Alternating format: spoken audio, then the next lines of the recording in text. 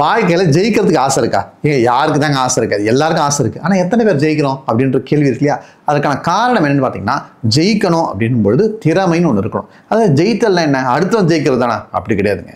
நீங்கள் ஒரு விஷயத்தை செய்கிறீங்கன்னா அதை திறமையாக செய்கிறீங்கிறது முக்கியம். ஒன்றும் இல்லைங்க, ஒரு சின்ன உதாரணம். உங்கள் வீட்டுக்கு ஒருத்தர் வேலை செஞ்சுட்டு போகிற எலக்ட்ரீஷியன் கூட இருக்கலாம்.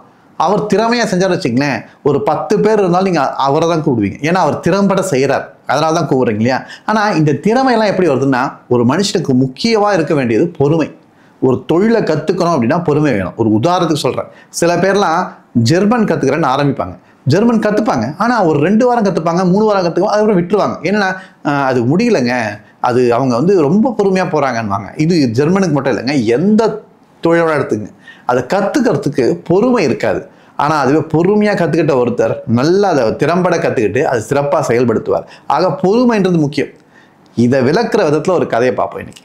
ஒரு ஞானி அந்த கிராமத்தில் இருக்கிற மக்களுக்கெல்லாம் பாடம் கட்டிட்டு இருக்கார். ஆனால் ஒரு பையன் புகார் சொல்ல ஆரம்பிச்சிட்டான். இவர் சரி கிடையாதுங்க, இவர் ரொம்ப பொறுமையாக எடுக்கிறாரு, இது வரைக்கும் 2 பாடம் தான் இருக்குது, அதுவே பக்கத்து கிராமத்தில் 4 பாடம் இருக்குது அப்படின்ற மாதிரி சொல்ல ஆரம்பிச்சிட்டான். இதை ஞானி கண்டுபிடிச்சிட்டார். கூப்பிட்டு சொல்கிறாரு, இங்கே வாங்க, உங்களுக்கு இப்படிப்பட்ட குறை இருக்கு இல்லையா, புகார் இருக்கு இல்லையா, நான் ஒரு செயல் சொல்கிறேன், அதை செய்யுங்க அப்படின்னார். அந்த மாணவன் சரி சொல்லுங்க அப்படின்னார். அங்கே ஒரு விறகு கட்டையெல்லாம் அடுக்கி வச்சு கட்டியிருக்குல்ல, அதை அப்படியே கொண்டு வந்து இங்கே வையினார். இவன் போகலாம், அங்கே போயிட்டு அதை எடுத்து வைக்க பார்க்கலாம், ஆனால் எடுக்கவே முடியல.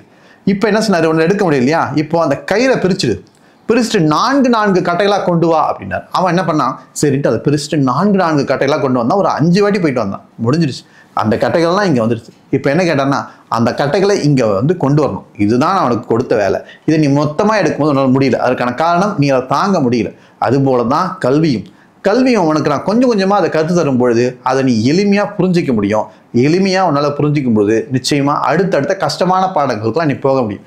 அதை விட்டுட்டு எடுத்த உடனே உனக்கு கஷ்டமான ஒரு பாடத்தை கொடுத்தேன்னா உனக்கு அந்த பாடத்தில் விருப்பம் இருக்காது, நீ கற்றுக்கவும் முடியாது.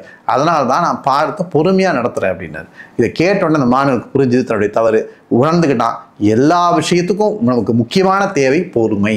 அந்த விஷயம் மட்டும் நமக்கு இருந்ததுன்னா நிச்சயமாக நம்ம வாழ்க்கையில் வெற்றி பெறலான்னு வந்துட்டோம். இப்போ நான் இந்த சொன்ன கதையை உங்கள் வாழ்க்கையில் பயன்படுத்தி பாருங்கள்.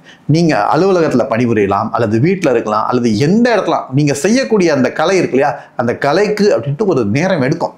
அந்த நேரத்தை கொடுங்க, உங்கள் உயிர் அதை கற்றுக்கும். அதை கற்றுக்க அதில் திறம்பட ஆவீங்க. அது திறம்பட ஆன பிறகு நிச்சயமாக உங்களுக்கு அந்த அறிவு பரிபூர்ணமாக விளக்கும்.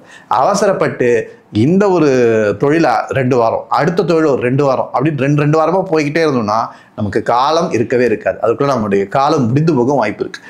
ஒரு குறிப்பிட்ட துறையை தேர்ந்தெடுங்க, அதில் முழுமையாக கவனம் செலுத்துங்க, அதற்கு தேவையான காலத்தை கொடுங்கள், பொறுமையாக இருங்கள்.